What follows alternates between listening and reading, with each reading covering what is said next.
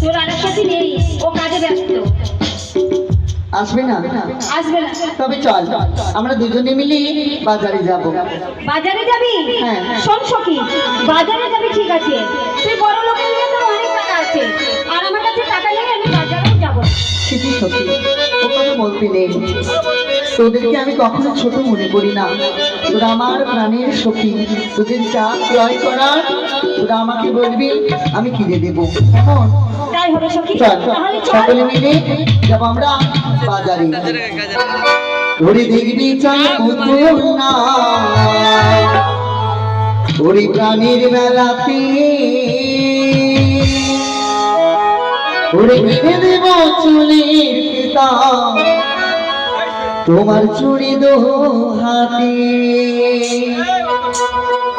ওরে দেখবি চল পুতুল না, মেলাতে,